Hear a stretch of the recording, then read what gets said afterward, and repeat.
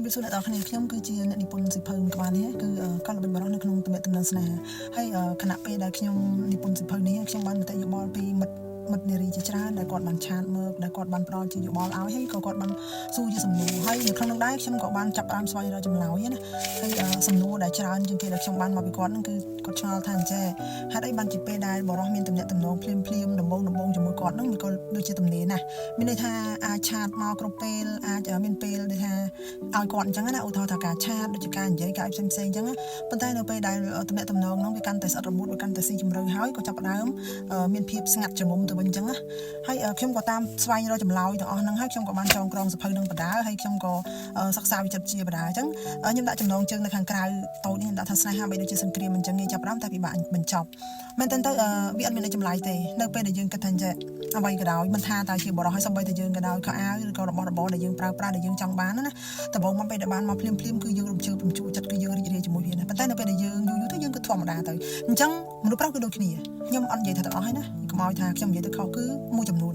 គាត់រំភើបតែអារម្មណ៍មួយចំនួនអារម្មណ៍ដែលគាត់តាមចាយចង់អារម្មណ៍ដែលគាត់ចង់បាននារីម្នាក់ហ្នឹងមកធ្វើជាគូស្នេហ៍របស់គាត់ប៉ុន្តែនារីតែងតែចង់បានរក្សានៅសម្ព័ន្ធភាពមួយហ្នឹងជារៀងរហូតគឺបែបហ្នឹងតែបរិសុទ្ធគាត់អត់យល់ទេនៅពេលដែលនារីម្នាក់ហ្នឹងខ្លាចជាកម្មសិទ្ធិរបស់គាត់ខ្លាចជាគូស្នេហ៍របស់គាត់ខ្លាចជាដៃគូរបស់គាត់គឺគាត់ចាប់ផ្ដើមចង់និយាយថាអត់សូវខ្វាយខ្វល់អត់សូវផ្ដោតដូចកាលពីមុនទេអញ្ចឹងនៅក្នុងហ្នឹងខ្ញុំចង់ជម្រាបទៅមិត្តនារីចេះនៅពេលដែលគេលែងសូវផ្ដោតមកលើយើងត្រូវផ្ដោតមកលើខ្លួនឯងហេតុអីបានខ្ញុំនិយាយចឹងហើយហេតុអីបានខ្ញុំព្រមនិពន្ធសភៅទាំងអស់នេះឡើងមិនថាតែជាសភៅមួយចំណងជើងកលល្បិចបរោះទេសភៅមុនហ្នឹងគឺខ្ញុំនិពន្ធសភៅរឹងមាំជាខ្លួនឯងដោយសារតែខ្ញុំខ្លួនឯងផ្ទាល់ជាអ្នកនិពន្ធហ្នឹងគឺខ្ញុំរកខ្លួនឯងឃើញនៅពេលដែលខ្ញុំរកខ្លួនឯងឃើញទើបខ្ញុំដឹងថា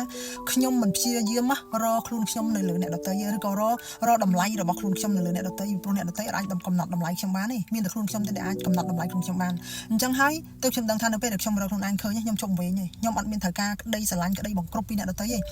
េបើគេស្រឡាញ់យើងគេគង់ឲ្យយើងទេបើគេមិនស្រឡាញ់យើងទេគេគង់ទុកយើងចោលអញ្ចឹងយើងត្រូវទទួលស្គាល់ធម្មជាតិទៅប៉ុណ្្នឹងណា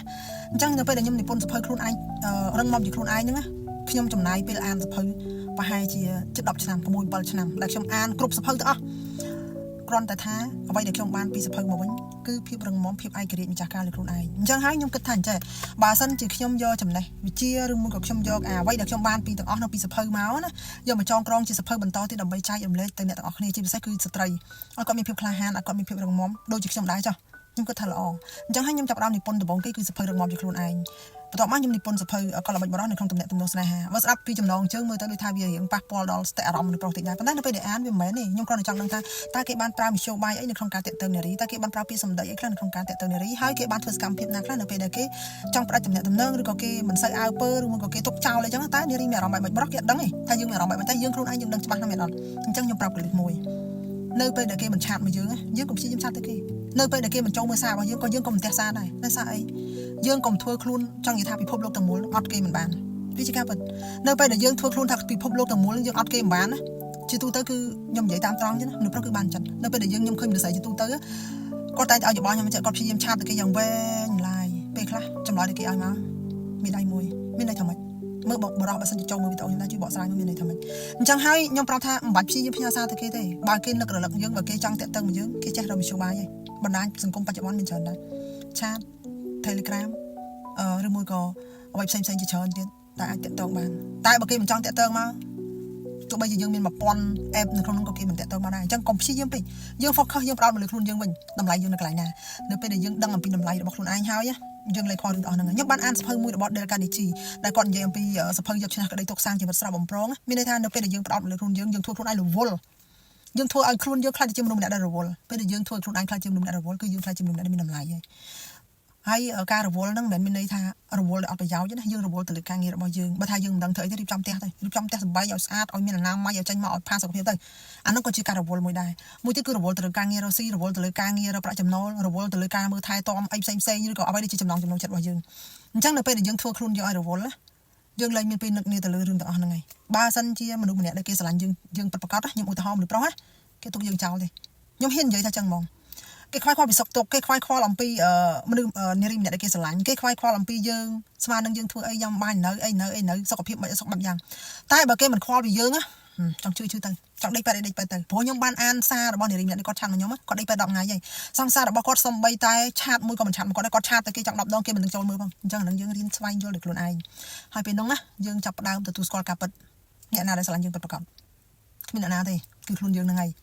រៀនឲ្យតម្លៃខ្លួនឯងរៀនស្រឡាញ់ខ្លួនឯងសុខភាពខ្លួនឯងរូបសម្រស់ខ្លួនឯងសមត្ថភាពខ្លួនឯងពង្រឹងមិនស្អីក្នុងដំណាក់កាលណាក៏ដោយណា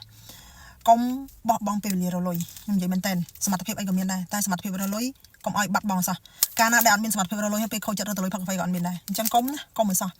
ហើយហេតុអីបានខ្ញុំនិពន្ធសភៅទី2អ្នកនារីវ័យឆ្លាតបង្ក្រាបចិត្តបរិះខូចតែប៉ុន្តែខ្ញុំទៅបង្ក្រាបចិត្តបរិះណាខូចបរិះណាមិនខូចទេគ្រាន់តែខ្ញុំចង់ឲ្យថាយើងត្រូវតែឆ្លាតនៅក្នុងទំនាក់ទំនងស្នេហាយើងត្រូវតែឆ្លាតនៅក្នុងទំនាក់ទំនងមួយនោះបើយើងមិនឆ្លាតទេគឺយើងចាញ់បោកគេមួយជីវិតអញ្ចឹងយើងត្រូវតែឆ្លាតបែបមិនមែនឆ្លាតយើងទៅកេញប្រវ័ញ្ចគេទេយើងឆ្លាតនៅពេលដែលដឹងថាគេទុកយើងចោលហើយយើងឈប់ខ្វល់ទៅណានៅពេលដែលយើងដឹងថាគេដោះដៃពីយើងហើយយើងព្យាយាមកាត់ចិត្តទៅហើយយើងប្រាប់ខ្លួនឯងគ្មានអ្នកណាស្រឡាញ់យើងជាងខ្លួនយើងទេហើយគ្មានអ្នកណាស្រឡាញ់យើងជាងឪពុកម្ដាយយើងទេព្រោះគាត់ជាអ្នកបង្កើតយើងមកអ្នកដទៃអាចបោះបង់យើងបានឪពុកម្ដាយយើងទោះបីកូនធ្វើខុសយ៉ាងណាក៏អាចបោះបង់យើងចោលដែរអញ្ចឹងយើងបង្វែរការចាប់អារម្មណ៍លើខ្លួនឯងចាប់អារម្មណ៍លើរឿងគ្រួសារច្រើនជាងអញ្ចឹងហើយខ្ញុំខំចងក្រងសភៅទាំងអស់នេះមកដើម្បីឲ្យអ្នកទាំងអស់គ្នាបានអានហើយបានយល់ហើយចាប់អារម្មណ៍អភិវឌ្ឍខ្លួនកែប្រែផ្នត់គំនិតកុំលិចលង់ទៅលើរឿងស្នេហាឬមនោសញ្ចេតនាខ្លាំងពេកខ្ញុំបានមើលឃ្លាមួយណាដែលគេយកការពិសោធន៍រវាងទឹកឃ្មុំហើយនិងអំបិលទឹកឃ្មុំវាមានរសជាតិផ្អែមប៉ុន្តែដល់ពេលដែលគេដុតវាយូររយៈពេលមួយដល់កម្រិតទឹកឃ្មុំខ្លាចជាពណ៌ខ្មៅហេតុអីទឹកឃ្មុំតែប៉ិតផ្អែមមិនអត់ឆ្ងាញ់មិនអត់ហេតុវាខ្លាចជាពណ៌ខ្មៅខ្លោចខ្មៅងឹតតែទឹកសមុទ្រពណ៌សហើយវាអត់មានជាតិអីទាំងអស់វាមានជាតិប្រៃវាមិនមានជាតិអីទាំងមានជាតិប្រៃតែដល់ពេលដែលគេដុតកំឡោចវាយូរវាខ្លាចជាគេវាខ្លាចជាអំបិលវាខ្លាចជាពណ៌សអញ្ចឹងយើងធ្វើការប្រៀបធៀបខ្លួនឯងទៅស្នេហាពេលខ្លះវាដូចជាទឹកឃ្មុំអញ្ចឹងវាផ្អែមតែដំបូងទេចុងក្រោយវាល្វីងជូរចត់ណាស់អញ្ចឹងយើងព្រមទទួលយកកន្លែងហ្នឹងទៅចប់ចាអរគុណច្រើនខ្ញុំមានតែប៉ុណ្្នឹងទេ